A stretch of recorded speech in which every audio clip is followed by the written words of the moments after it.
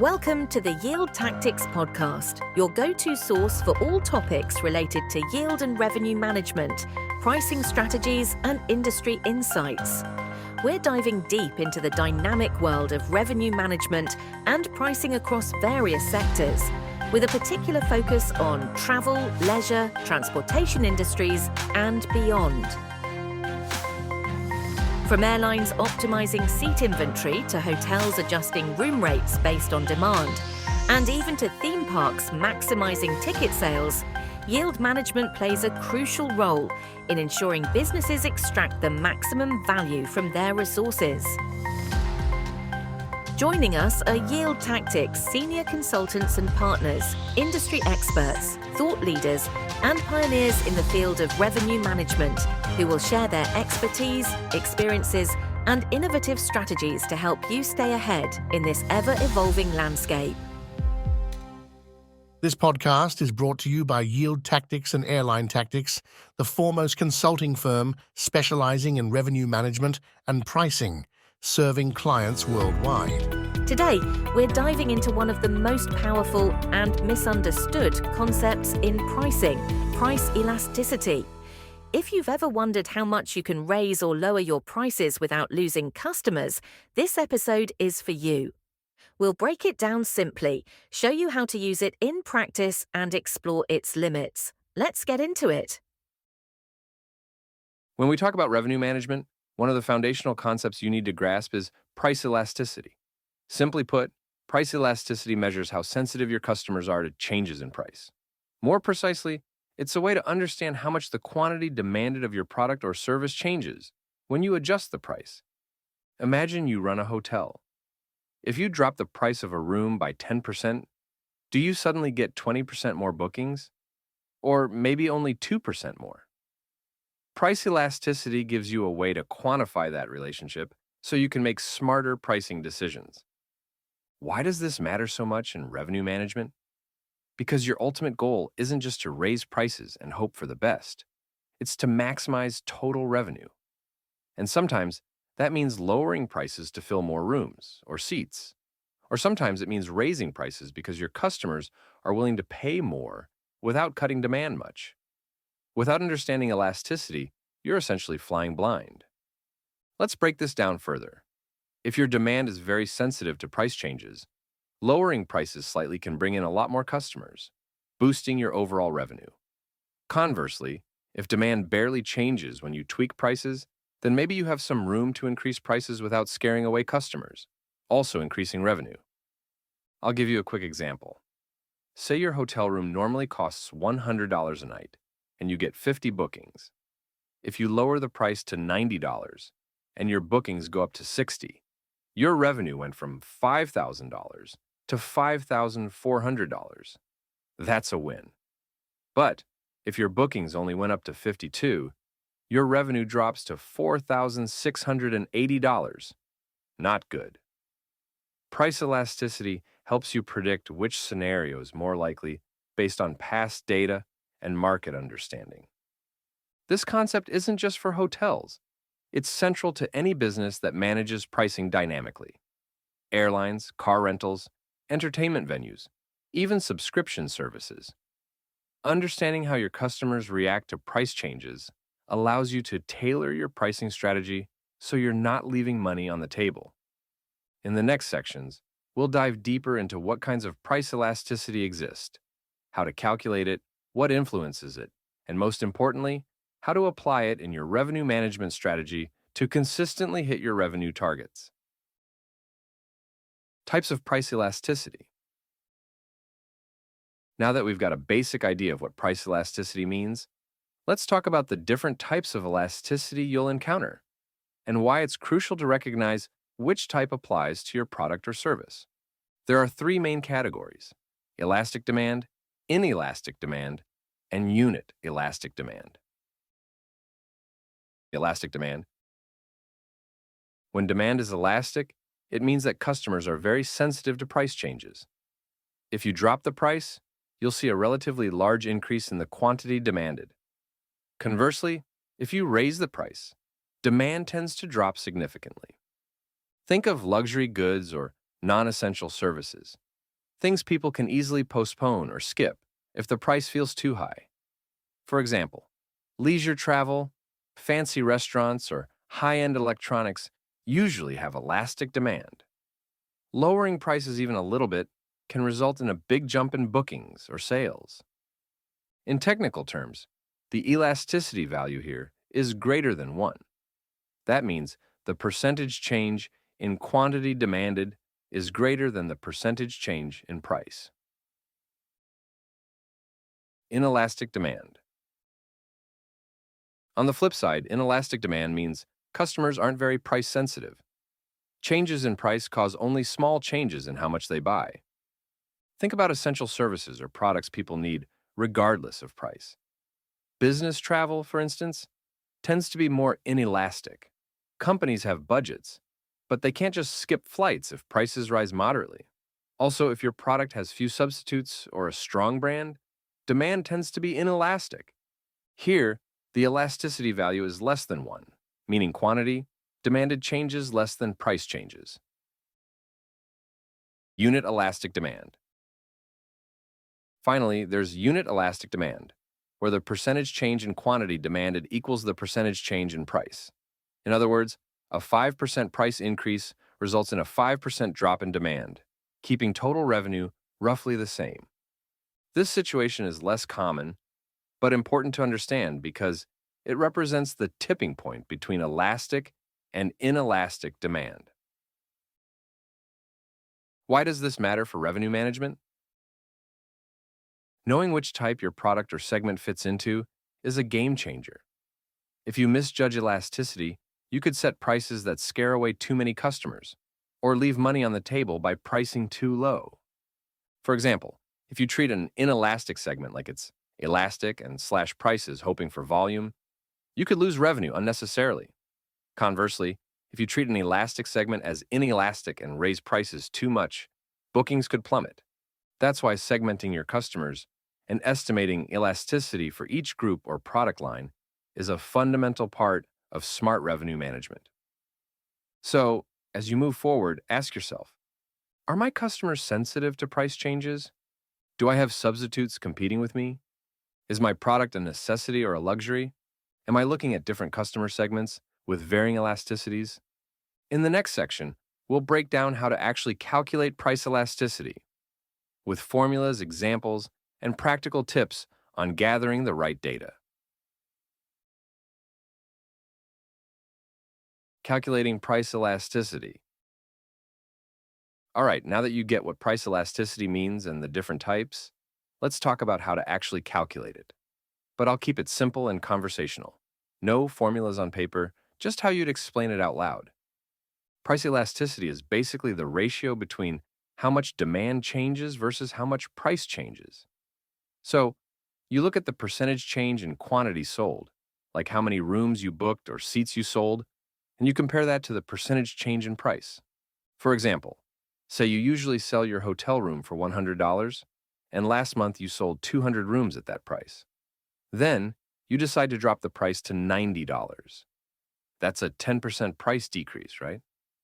Now, after the price drop, bookings go up to 230 rooms. To find elasticity, you check how much your bookings changed, from 200 to 230 rooms, which is a 15% increase in demand. Then you compare that 15% increase in demand to the 10% decrease in price. The ratio between those two percentages tells you your price elasticity. If the demand change is bigger than the price change, like in this example, demand went up 15%, while price went down 10%. That means your demand is elastic. Your customers are quite sensitive to price changes, so dropping price boosted your bookings enough to increase total revenue. On the other hand, if demand only went up a tiny bit, say 2%, after that same 10% price drop, that would mean demand is inelastic. Your customers don't really react much to price changes, so lowering your price might actually reduce your total revenue. The key takeaway here is that when demand is elastic, small price changes lead to bigger changes in quantity demanded, which can help you grow revenue if you price smartly. When demand is inelastic, price changes don't move the needle much on demand, so you have room to increase prices without losing too many customers. One important note: price elasticity usually has a negative sign because price and demand move in opposite directions. Price goes down, demand goes up, and vice versa. But for simplicity, we just focus on the size of that reaction, ignoring the minus sign. Now, to calculate elasticity well, you need good data, historical sales records, market research, even some price experiments if you can swing them. Look at how demand has changed in response to price shifts over time. And remember, elasticity can vary depending on the season, customer segment, or even the day of the week. Also, keep in mind elasticity isn't fixed. It can change based on the price range you're looking at. Maybe demand is elastic when your price moves between $100 and $90, but inelastic between $120 and $110. So don't assume you have one static number. Finally, think about the time frame. Customers might be less sensitive to short-term price changes, but more sensitive over the long haul. For example, business travelers might have inelastic demand for next week's flights, but become more elastic if you look at bookings several months out. So, that's how you think about calculating price elasticity in a practical way without getting lost in the math. It's a powerful tool that lets you predict how customers will react to your pricing moves, which is key to maximizing your revenue. Next up, we'll dive into the factors that influence price elasticity. What makes your customers more or less sensitive to price changes, so you can plan your pricing strategy with confidence. Factors influencing price elasticity. All right, so you now know what price elasticity is and how to calculate it. But what actually moves elasticity? Why are customers sometimes super sensitive to price changes and other times barely notice? Let's unpack the main factors that influence price elasticity so you can understand what's driving your market's reaction. Availability of substitutes. This is a big one. If customers can easily switch to a competitor or a substitute product when your price changes, demand tends to be more elastic. For example, if you raise the price of your hotel rooms and there are many similar hotels nearby at lower prices, people will just book elsewhere. On the other hand, if you offer something unique or hard to replace, like a boutique hotel in a remote location or a very specific service, demand tends to be inelastic. Customers don't have many alternatives, so they're less sensitive to price. Necessity versus luxury. Is your product or service something customers need or something they want? Necessities usually have inelastic demand. Think business travel or essential healthcare services. People will pay more because they have to. Luxury goods, however, are elastic. If prices go up, people can delay or skip buying. They're more discretionary, so price changes impact demand more. Proportion of income. How much does your product cost relative to a customer's budget? If the price is a small fraction of their spending, like a cup of coffee or a streaming subscription, demand tends to be inelastic. Customers won't change their behavior much over small price fluctuations. But if the price is a big chunk of their income, say an airline ticket or a hotel stay, then price changes can lead to bigger shifts in demand, making it more elastic. Brand loyalty and customer perception. Strong brands can make demand less elastic because customers value the brand experience or trust more than just price. Apple products, for example, often have inelastic demand because loyal customers are willing to pay a premium.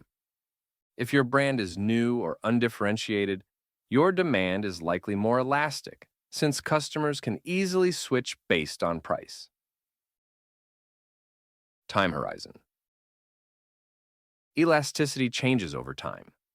In the short term, demand is usually more inelastic because customers need time to adjust. For example, if you hike prices tomorrow, business travelers might still book their flights because plans are fixed. Over longer periods, customers find alternatives or change behavior, so demand becomes more elastic.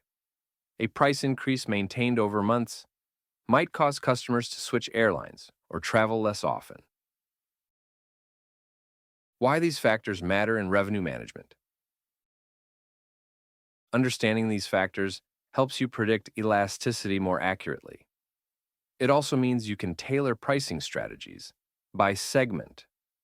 For example, loyal customers might tolerate higher prices, while price-sensitive bargain hunters respond better to discounts. You can also use this knowledge to manage perception. Investing in branding can reduce elasticity, giving you more pricing power. So, to sum it up, price elasticity isn't just a fixed number. It's shaped by your market environment, your product's nature, your brand, and even timing. In the next part, we'll get into how to apply these insights practically, how to adjust pricing strategies based on elasticity to maximize your revenue without scaring away customers. Applying price elasticity in revenue management. So far, we've explored what price elasticity is, how to calculate it, and what affects it. Now it's time for the fun part, turning all that into strategy. Because here's the point. Knowing elasticity isn't just academic. It's a tool, a lever, a way to actively shape your pricing decisions instead of guessing or hoping. Pricing power versus pricing risk. Let's start with the big question. Should you raise prices or lower them?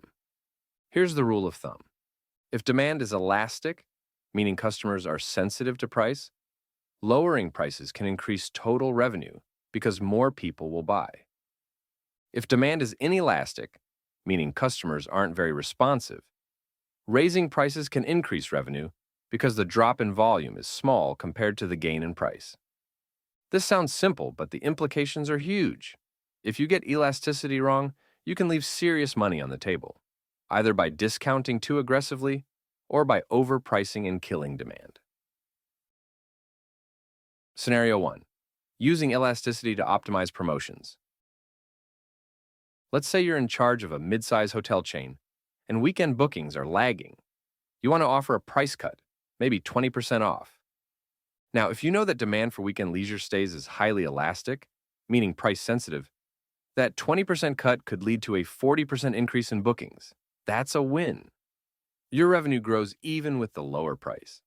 But if demand is inelastic, say because you're targeting guests attending a specific local event with limited hotel supply, then that same discount might barely move the needle. You'd just earn less per room with no volume gain. Moral of the story: never discount blindly. Understand elasticity first. Scenario 2. Elasticity by segment.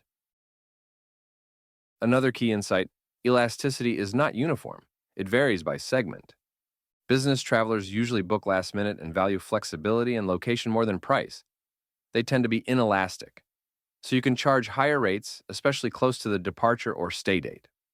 On the flip side, leisure travelers planning in advance often compare prices across multiple options. They're more elastic. They're the ones looking for deals. So for them, more dynamic pricing or early bird offers makes sense. If you treat both groups the same, you're either over-discounting or leaving margin behind. Segment-specific elasticity is the backbone of modern revenue management. Scenario 3. Forecasting with elasticity. Elasticity also helps you model what-if scenarios.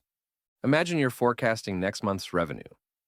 If you know that reducing your airfare by 10% in off-peak periods tends to increase bookings by 20%, you can project what your revenue might look like under different price points. That turns pricing into a forecasting tool, not just a reactionary tactic. Scenario 4. Product bundling and perceived value. Elasticity is also about perceived value, not just price. If you add breakfast to your hotel room rate, or include checked bags in your airfare, and raise the price slightly, customers may still buy, or even buy more, because the offer feels more valuable. The key is that the perceived value increase offsets the price increase, reducing price sensitivity. So you're manipulating elasticity, making demand less elastic by enhancing value perception. That's powerful. The feedback loop, elasticity and pricing experiments. In practice, you won't know elasticity perfectly, and it changes over time. That's why testing is so important. Smart revenue managers run controlled experiments, offering different prices to different channels, regions, or customer types, and measure the response. Over time, you build a feedback loop. You learn what works and fine-tune. Airlines and OTAs do this constantly. So do major retailers. You should too, in a way that fits your scale. Tech and tools. Today, pricing engines and RMS platforms often estimate elasticity, automatically using historical booking curves, competitor pricing, and machine learning. But even if you don't have high-end software, you can still think in terms of elasticity. When you're building a forecast, when you're launching a promotion, when you're responding to a competitor's move, or when you're trying to push up your average rate without tanking demand. The mindset matters even more than the math. Pricing is a strategic muscle. Let me close this section with a truth that applies to every revenue manager. Pricing is not just an operational task. It's a strategic muscle. The more you understand how your customers respond to price, how elastic their demand is, the better decisions you make. Not just for tomorrow, but for long-term profitability. And elasticity is the foundation of that muscle. Once you get this, you stop reacting and start steering. Up next, we'll talk about elasticity in practice, how companies across industries use it to drive results, and how you can take the first steps to apply it in your own environment, whether you have tech tools or not. Elasticity in practice. All right, now that you understand the theory and the mechanics of price elasticity, let's bring it to life with some concrete examples. How do real businesses, airlines, hotels, subscription services, even e-commerce, use elasticity? And what can you take away from their playbook, no matter your size or sector? Let's start with the airline industry, the original revenue management lab. Airlines were pioneers in measuring and exploiting price elasticity. Why? Because they sell a perishable product with fixed capacity and wildly fluctuating demand. Let's take a simple example. A flight from Paris to Madrid. If the airline offers a ticket at 90 euros and sells 150 seats, but when they raise it to 120 euros, they only sell 130 seats. They'll look at how total revenue changed. And more importantly, they'll look at the relative change in demand compared to the price increase. This constant testing and analysis allows airlines to map elasticity curves for different flights, times, customer types, and that powers their fare classes. So when you see wildly different ticket prices for the same seat on the same plane, that's price elasticity in action. The system is trying to match price to customer sensitivity dynamically. But it doesn't stop there. Airlines also use fencing to manage elasticity. For example, flexible fares appeal to inelastic business travelers. They cost more, but offer flexibility. Discount fares, meanwhile, come with Saturday night stay rules or advanced purchase requirements. They target more elastic leisure travelers. This segmentation ensures each group pays close to what they're willing to pay. Lesson for you? Even without sophisticated tech, if you can segment customers and tailor offers based on their flexibility, urgency, or purpose, you're already applying elasticity. Hotels, playing with perceived value. Hotels work similarly, but with more levers: room types, length of stay, add-ons like breakfast, cancellation terms. A hotel might notice that demand for Friday nights is soft and price sensitive, so it drops rates slightly and offers free parking, and sees a big bump in bookings. Elastic demand reacts quickly to price and perks. But the same hotel may also see that on Tuesdays, when corporate bookings dominate, raising the rate by 20 euros has little impact on demand. That's inelastic behavior. Smart hotel revenue managers continuously map these patterns by weekday, season, segment, and lead time. They use elasticity not just to adjust prices, but to build packages and time-limited offers. So it's not just about what should my price be, but how can I shape the offer to influence elasticity? If you manage inventory, think in terms of value perception. Are you selling just a room, or peace of mind, convenience, status? E-commerce and subscriptions. Elasticity at scale. Now let's switch gears. In e-commerce, especially for SaaS and subscription products, price elasticity plays out very differently, but it's just as critical.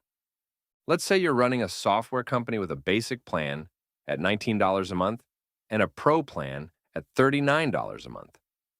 If you raise the pro plan to $45 and see a significant drop in conversion, that tells you demand is elastic at that price point.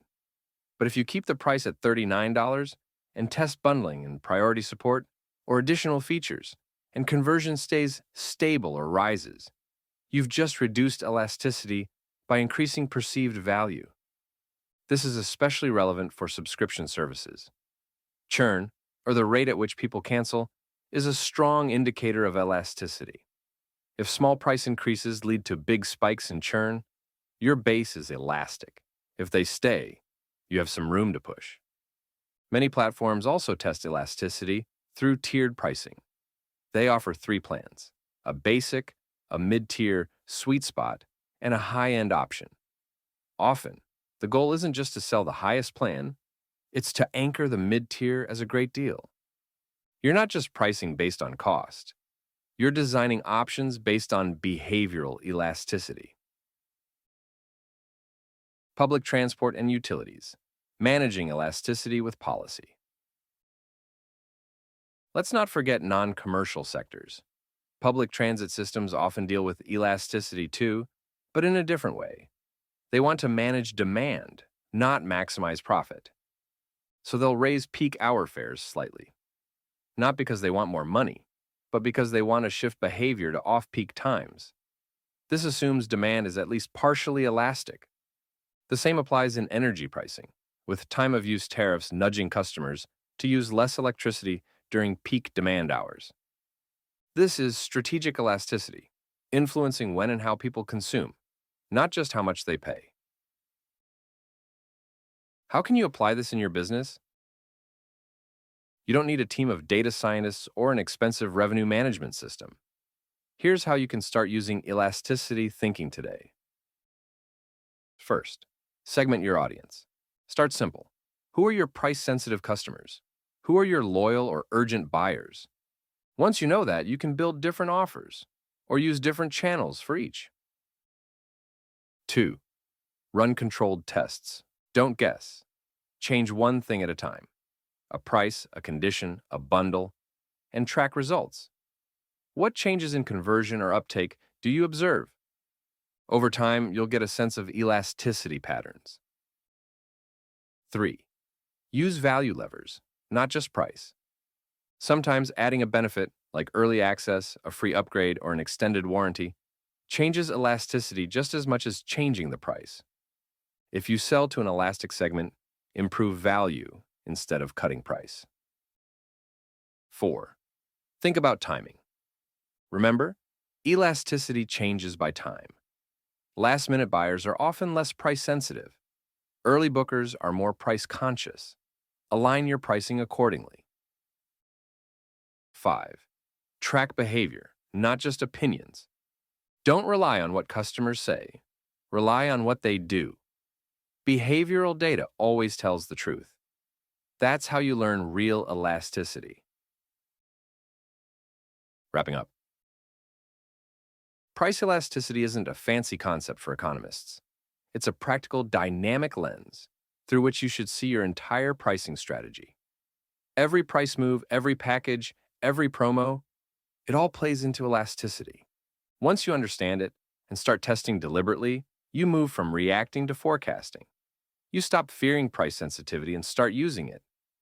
In the final part of this episode, we'll close by looking at the limitations of price elasticity, when it can mislead, what it doesn't capture, and how to use it responsibly alongside other tools.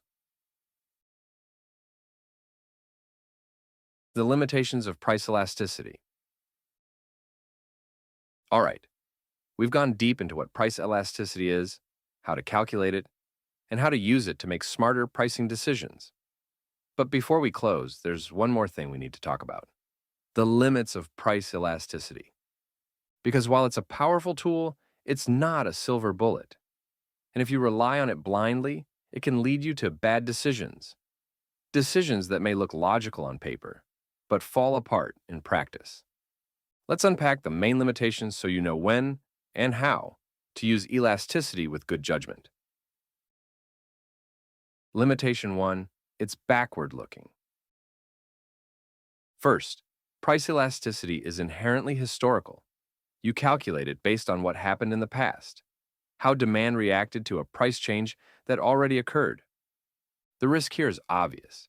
Just because demand was elastic last month doesn't mean it will behave the same way next month. Why? Because context matters. External events like competitor moves, economic news, weather, even a viral TikTok can completely shift demand patterns. So if you're using elasticity to make decisions, always check. Is the context still the same as when the data was collected? If not, your elasticity estimate might already be outdated. Limitation 2. It assumes all else stays equal. When we talk about elasticity, we're isolating price, as if it's the only thing that changed. But in reality, pricing is never isolated. Maybe when you raised your prices, you also changed your website, or improved your delivery times, or launched a marketing campaign. That means demand might have changed because of multiple factors, not just price. So when interpreting elasticity, always ask, what else changed at the same time?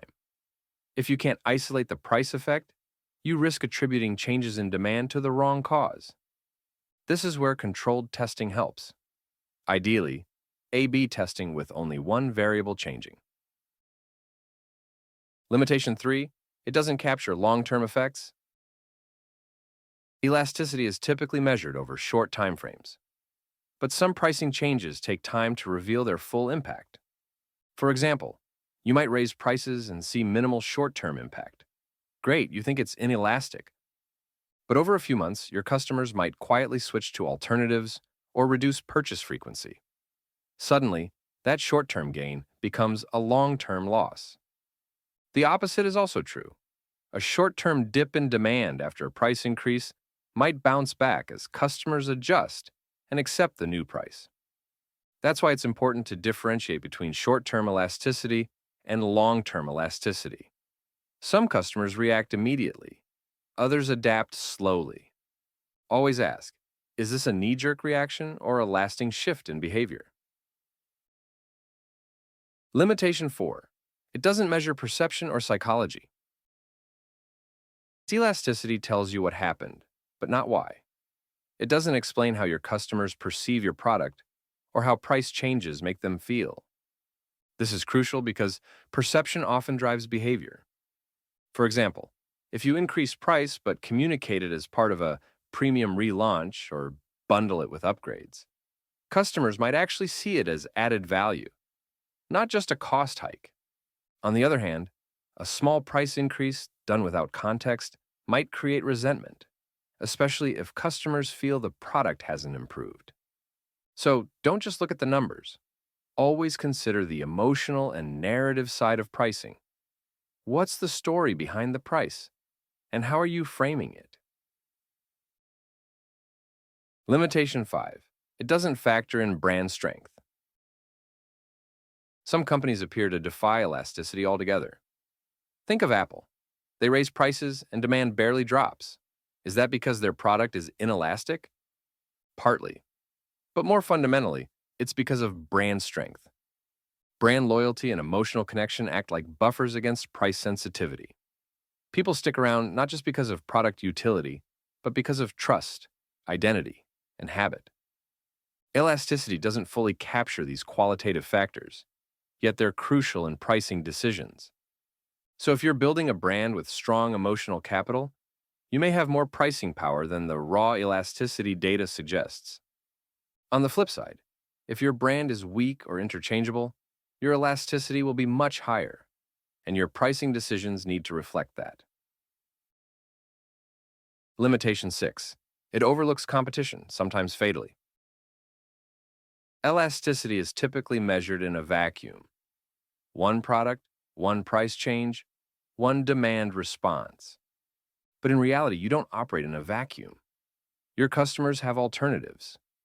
And the minute your price changes, they might compare you to competitors.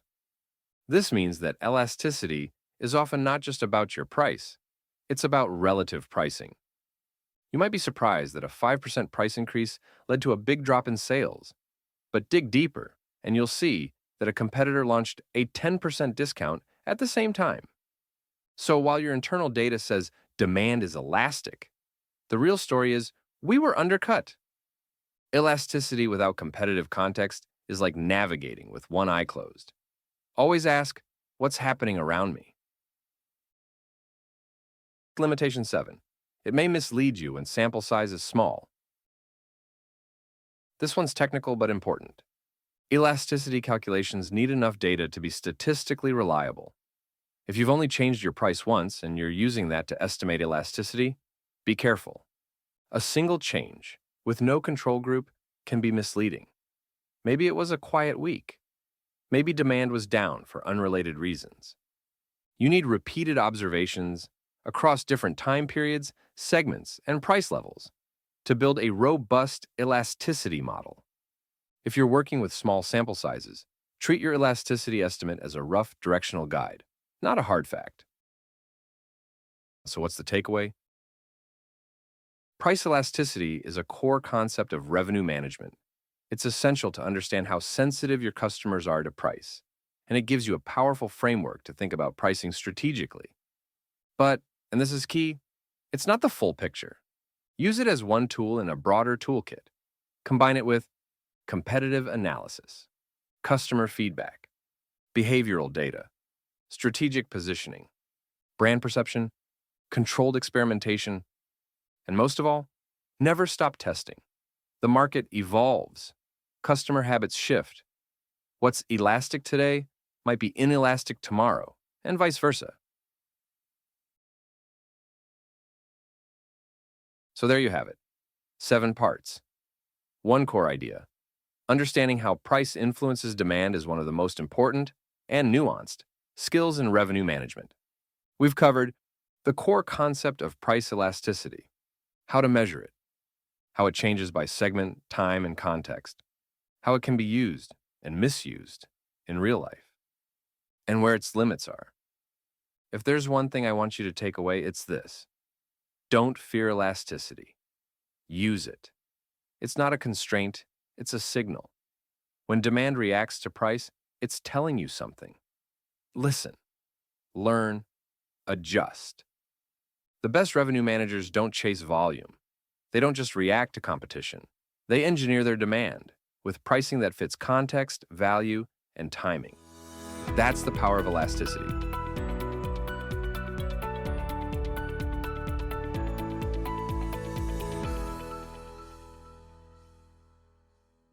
Don't forget to subscribe to our podcast to catch every upcoming episode. And if you have any questions, comments, or topics you'd like us to cover, feel free to reach out to us. Stay connected with us on LinkedIn and visit our websites yieldtactics.com and airlinetactics.com for more exclusive content and information about our consulting and training services. From our websites, you can download the Yield Tactics magazine for free, featuring in-depth articles covering topics such as organizational transformation, advanced pricing techniques, marketing, revenue optimization, and distribution.